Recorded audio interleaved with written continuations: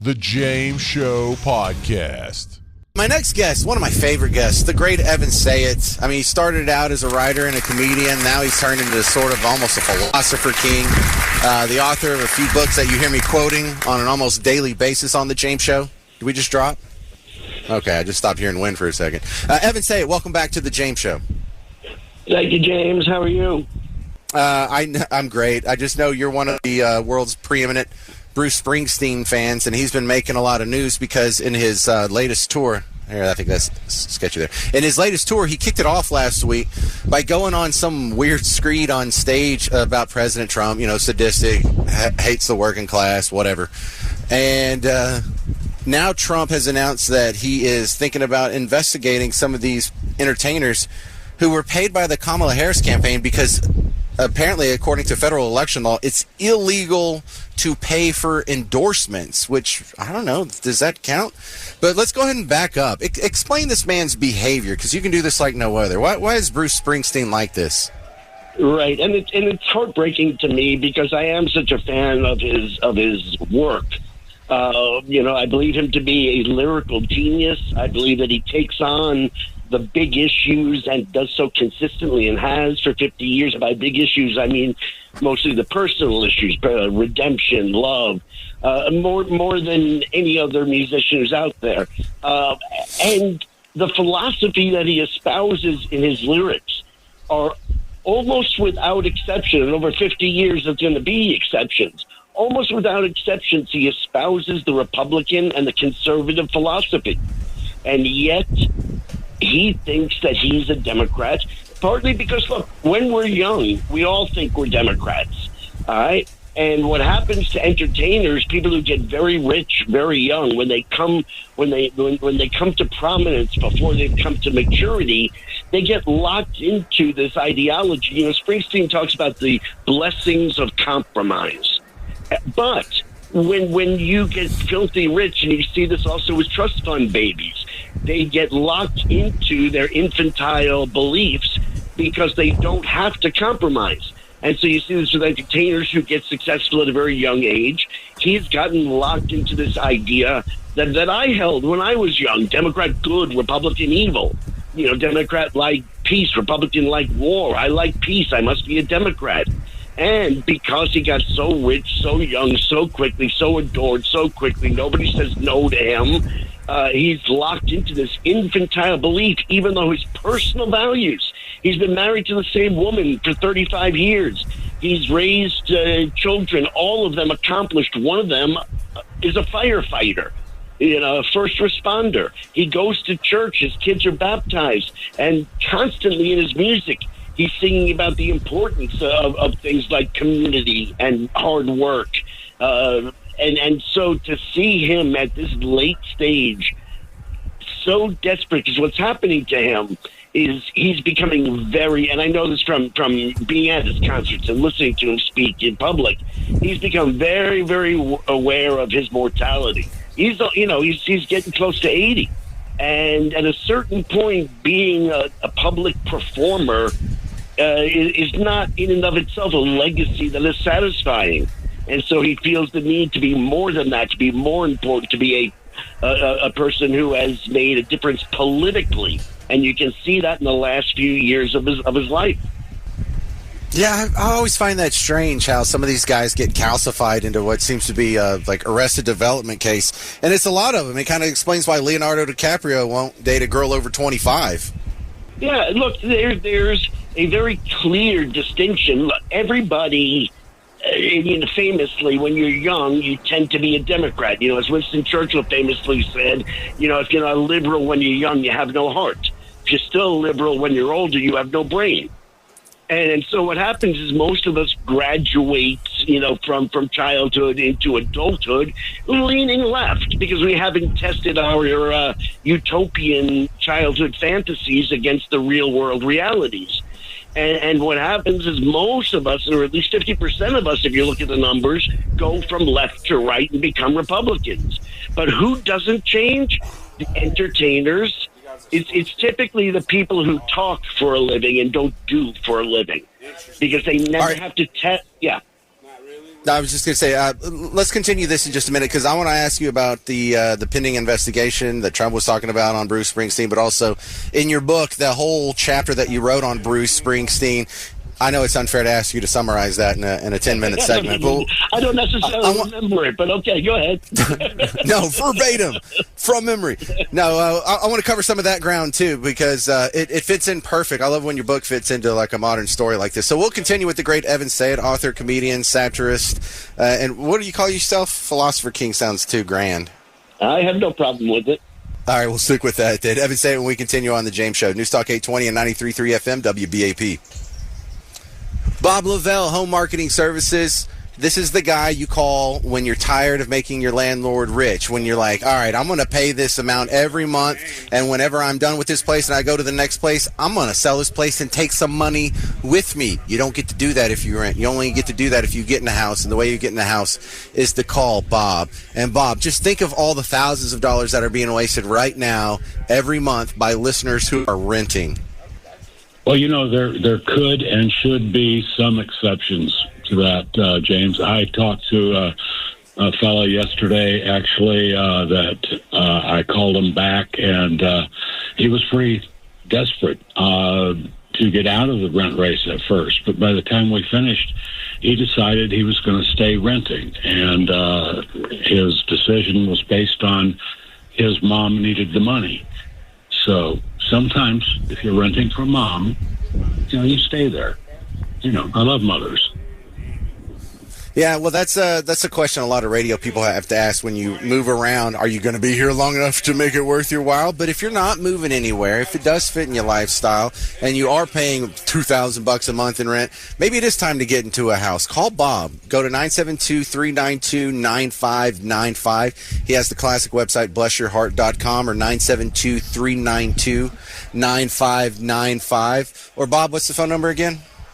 Well, if that doesn't work, try 972-392-9595, and we will get you out of that rent race. All right. Thanks, Bob Lavelle. Thank you. We're continuing with my guest, Evan Sayet. He's author of a book called The Kindergarten of Eden. And in that, there's a whole chapter on Bruce Springsteen, and then Bruce Springsteen's in the news last week, and then it continued today. Donald Trump announced the fact that him and Beyonce and a handful of other entertainers got millions of dollars while endorsing Kamala Harris. It's illegal if they got millions of dollars for endorsing Kamala Harris. Now, she has a right to pay for people who are going to be the entertainment at her rallies and whatnot, but where do you draw the line? That's kind of interesting. Evan Sayet, thank you for continuing with us. And one of the things that sets your book apart, especially the Bruce Springsteen part, is you explain how he's part of the rhetorical industries. This isn't just a quirk of the entertainment industry, but any of these job professions where rhetoric is all that's needed, and as opposed to merit or results, you tend to get a whole lot of people with this mindset who are very successful in it. And explain that concept, because you're the first one I heard use the term rhetorical industries. Yeah, I mean, basically the industries where you talk for a living, where you get to theorize, where you don't actually test what it is you're proposing against real world realities. I point out, for example, the journalist who reports on war votes Democrat, but the warrior votes Republican. Springsteen, who sings about people with jobs, he votes Democrat, but the people with those hands-on jobs vote Republican. And the reason is that it doesn't matter what the people in the rhetorical industry, the rhetoric industry are selling are words, are ideas, but what the people then who have the real jobs have to do, it doesn't matter how clever they are if they're wrong. Springsteen makes his money by being clever. The academic, the philosopher makes his money by being clever. But the people who have hands-on jobs, it doesn't matter how clever they are. If the automobile doesn't start up, he's not a good mechanic. And so when you test the rhetoric of the people on the political left versus the real world testing of those theories, you find that you end up on the political right. So those who talk vote left, those who do vote right. And I feel like if we could all understand that, I mean, is there any chance we could fix the rhetorical industries? Is there a chance we could fix academia? And look, what I do counts as a rhetorical industry. I'm a talk show host. If I get everything wrong all day, I get paid the same. There's not a bridge that's going to collapse. So, I mean, is there a fix? Right, and the same thing is true with what I do these days. But what I did at the very beginning as a stand-up comedian, it didn't really matter if I was right. It mattered if I was clever. It mattered if I was funny. It mattered if I could turn a phrase. Not turn a wrench. See what I did there? I turned a phrase. Oh, that was very good. Yeah, turned a phrase while turning a phrase. I got it here. We like that. That was good. Indeed. All right, so in your next work... Wait. You asked me a question. Is there anything we can do? One thing we can do is that the amount of money that we now pay academics, the amount of money we now pay star journalists, it used to be that if you wanted to be an academic, you got a tiny little room, you were underpaid, you did it out of love for truth. Once these became industries that you didn't do out of love, you did it because, well, I can make more money doing this than I can, on Wall Street. It no longer became a business you did out of love for truth. You did it out of love for money. The other thing is when schooling, it used to be if you wanted to be a journalist, you did these tiny little beat jobs and made your way up. Now you go to Columbia School of Journalism, graduate, and you are a leading journalist. And so they've never experienced the making their way up. They've only had the theoretical of academia, and then all of a sudden they're the ones dictating the truth. So less schooling and less money would be good. I like the idea of pay them less, and that'll fix it. Also, you have some more.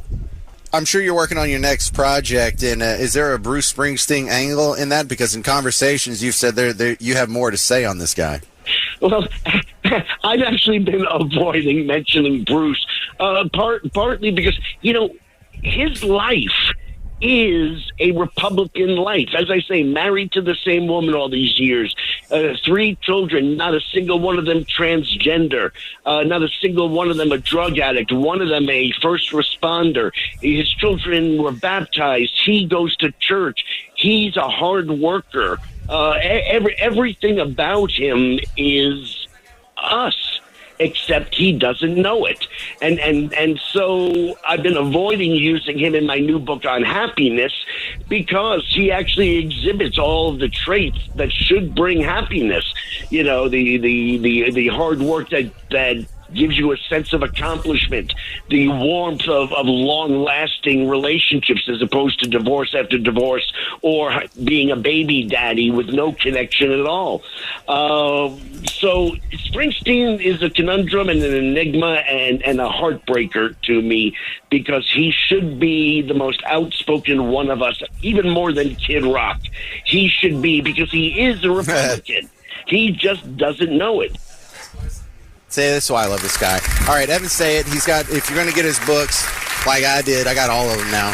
Start with The Kindergarten of Eden, and the woke supremacy is pretty good, but I'm looking forward to this new one on happiness, too. Keep cranking them out. And don't forget the atheist book, too. That's hilarious, too. Evan Sayet, I'm a big fan. Thanks for being on the show.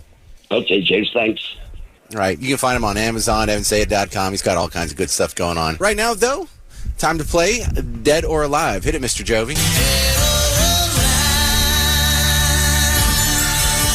All right, welcome to today's episode of Dead or Alive on The James Show. Today, the category is Robert. We are playing for 2 tickets to see Simple Minds, Soft Cell, and Modern English. They'll be at the Pavilion at Toyota Music Factory on June 1st, which I can almost see from here because we're in Las Colinas. For the rest of us, we're going to get tickets at livenation.com, but someone's going to win a pair from me right now on Dead or Alive. I name 10 Roberts. You have to tell me if they're dead or alive. If you're right, you get to stay. If you're wrong, I move on. We're going to start with Brian in Plano. You, sir, are first up for Dead or Alive. You ready? I'm ready. Well, that was a slow I'm ready. You sure you're ready? Let's try this again. Are you ready? I am ready. I'll take that. Whatever. All right, starting off, Bobby Brown. Is Bobby Brown dead or alive? He's alive. Yeah, he's only 56. He just kind of had questionable recreation. Robert Redford, legendary actor Robert Redford, dead or alive? Alive. Yeah, we just hadn't seen him in a while. He's 88 years old. Bob Dylan, dead or alive? Alive. He is alive, 83 years old. Comedian Bob Saget, also from Full House, is he dead or alive? He is dead. He is dead, died in 22. Bob Seger, is he dead or alive? He's alive. All right. You are killing it. Are you going to give anyone else a chance here? Robert Palmer, dead or alive? I believe he's alive. No. Robert Palmer died in 2003. So his career didn't just die, like he actually died. So understandable. Yeah. He was addicted to love, but not to breathing. Thank you very much. Moving along from Brian in Plano, we go to Evan in McKinney. It's your turn on Dead or Alive. You ready? Yes, sir. I'm ready. Let's go. Well, man, Brian got a lot of them done for you. There's only 4 left. Number 7, Bob Marley. Is he dead or alive? Dead. Yeah, he's been dead. I don't even remember when he died. Bob Barker, the old host of The Price is Right. Is he dead or alive? Oh, he's dead. Well, yes. Whoops, sorry. He's barely dead. It's 2023. Dallas Cowboy legend and Texas native Bob Lilly, dead or alive? Ooh, I believe Mr. Lilly has passed on. No, how dare you, Bob Lilly. Still alive, 85 years old, according to Wikipedia. So if they get it wrong, you'll have to take it up with them, Evan. We move on to Brian in Rowlett. Brian, you ready? Yes, sir. I am. Well, here's the good news. We only have one person left. So if you get this right, then you get the tickets. If not, then Art and Alan's going to get the tickets for nothing, and you don't want that to happen, do you? No, I do not. Sorry. All right. So you got to get one right. Do you know if Bob Dole is dead or alive? Bob Dole is dead. Yeah, there you go. There you go. You only had to get one. All right. Now, Brian Rowlett, you actually going to be able to go to the concert on June 1st, or are you just playing for fun? No, I'm a Simple Mind, and I'm going to see another Simple Mind. So I'm good. Oh, and look at that. A play on words. That's actually bonus points there. Garrett, you're going to give him 7 points. That's a full touchdown. He won a game, and he made a pun right after it. Way to go, Brian and Rowlett. You did the game proud. This has been today's episode of Dead or Alive.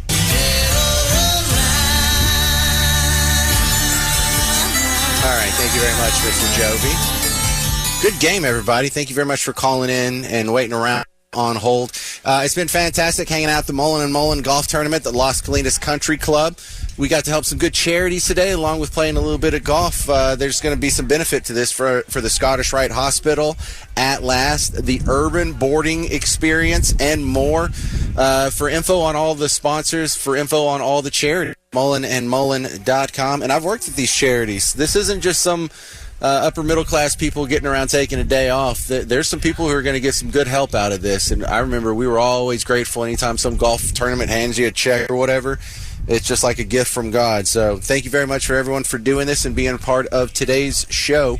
I should be back in the studio tomorrow for a regular old edition of the James Show. But this has been nice, especially thank you, God, for the nice weather. Appreciate that, too. Shout out to the big guy. All right, I'm James Parker. Stick around. Mark Levin's coming up next. It's News Talk 820 and 93.3 FM, WBAP.